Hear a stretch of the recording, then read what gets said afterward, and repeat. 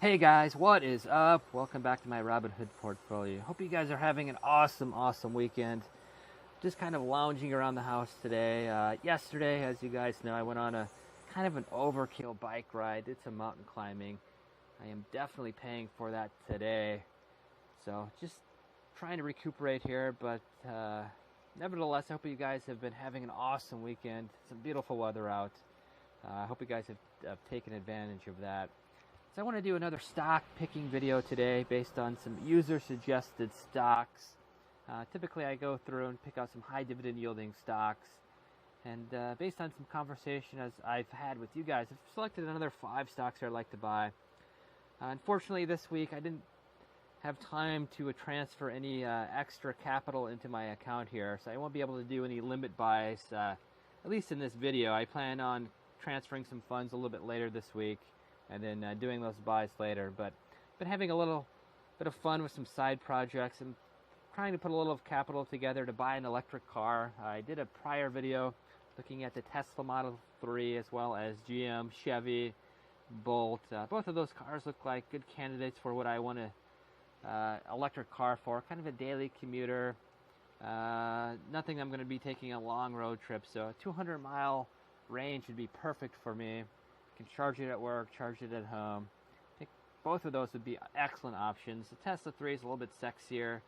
I would definitely buy that if it was on the market. Unfortunately, Tesla being a smaller car company, high demand, I don't know if it's going to be able to keep up and get those cars delivered in a timely fashion. They're supposed to start delivering, I think, later 2018, but I doubt they're going to meet that. I'd like to get something much sooner than that. The Chevy Bolt should be coming out later in 2017, and with GM, I don't have any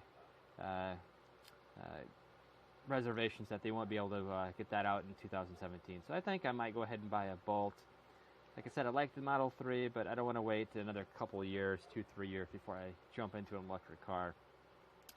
So yeah, and I'm looking at some real estate as well, trying to maybe buy a duplex apartment and start renting those out for a little bit of extra income as well. Kind of a side investing adventure, but nevertheless, let's get back to the reason of this video, the stock picking video portion of it. So let's kind of go through and jump in. First stock here, ABBV. This stock was suggested by Rick. So this is kind of an offshoot of Abbott Laboratories, kind of the pharmaceutical division. Very big biopharmaceutical company. Like I said, it's kind of split off from Abbott Laboratories. It's got a great market cap, 130.2 billion. Great dividend yield, 3.6%. Actually, it has a dividend ex-dividend date coming up at 10/12 with a payment date of 11/15. PE ratio looks like it's 18.18, which I think typically, as a new investor, guys correct me if I'm wrong on this, but I think anything above like 10-15 is a very good PE ratio. So I think the fundamentals are good. It's a well-known company. It's part of the Dividend Aristocrats, a company that's been providing dividends for the last 20 or so years. So I think this is a great stock to buy. It's got a great dividend yield. I think I'm definitely going to jump in here. I'm not sure where the market's going, but within the next couple of weeks, I think I might buy a couple shares of this. So yeah, Abby is the first one I'm going to be putting some buys in next week. Second one here goes by the ticker symbol WFC, Wells Fargo. This was suggested by Alan. We've had some great discussions about this particular stock. This is one of Warren Buffett's stocks as well. He doesn't own a lot of stocks, but Wells Fargo, he has quite a few shares of this. I think like 8 to 15%, something in that range.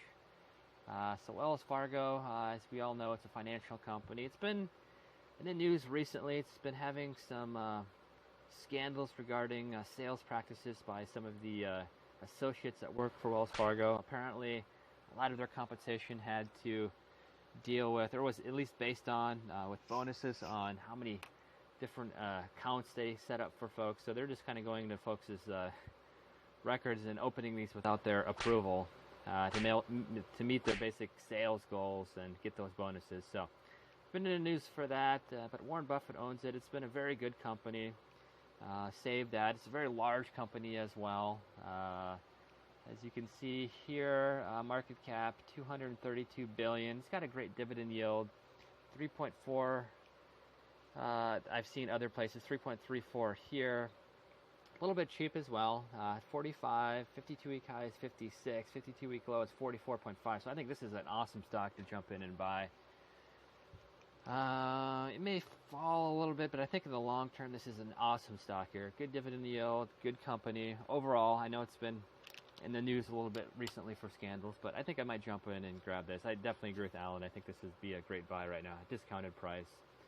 Third company is KMB, Kimberly-Clark. So Kimberly-Clark, this is a large manufacturer of cleaning products. I kind of remember this product. I did some undergraduate research work, and all of the towels and everything in the laboratory were from Kimberly-Clark. Excuse me, can't pronounce that name.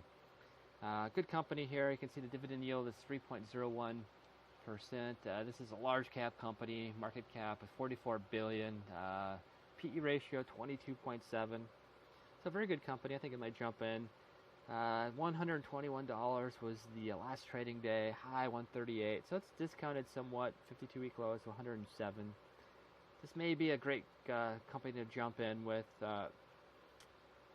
too, but I don't know. Some of these high dividend yielding stocks with the interest rate discussions may be a little bit overpriced, but this one looks like a great company.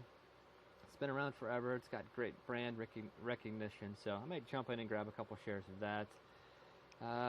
The fourth one is actually mentioned on that stock there, and some of the information is Procter & Gamble. This was, last stock, Kimberly-Clark, was recommended by Higgs. Procter & Gamble was Abram. I think that's how you pronounce that, Abram. So Procter & Gamble, this is a very large company, kind of like Kimberly-Clark. As you can see on the bottom here, branded consumer packaged goods. I think of this like shampoo and toothpaste and other things like that. Huge market cap, 235 billion, so much larger than Kimberly-Clark. It's got a great PE ratio, 25. Dividend yield is awesome at 3% as well. So this is another company, large cap company. It's been around forever.